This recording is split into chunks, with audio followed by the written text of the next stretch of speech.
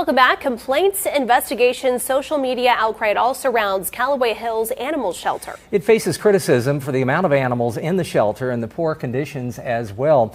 In part one of a two-part Target 8 investigation, KOMU8's Alex Arger takes a look into complaints against the shelter and claims of hoarding animals.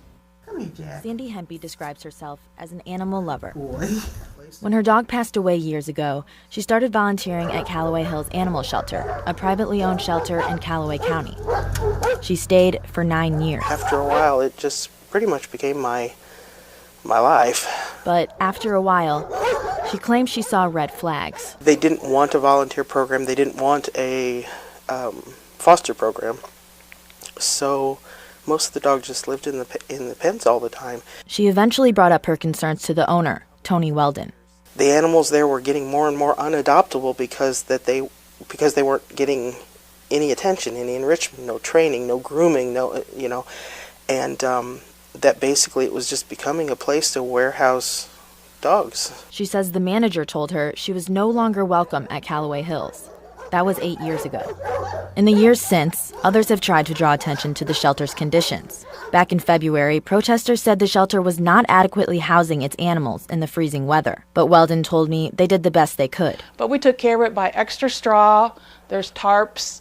I mean, the main thing was the wind chill. That was what was so damaging. But we honestly can say no dogs suffered here. We had no problems. Since that interview, I've been digging through complaints the Department of Agriculture has received and the investigative reports they've done because of those complaints. In those complaints, people worried about chewed wood, sharp or jagged metal on enclosures, fleas, and others complaining, quote, the animals need help.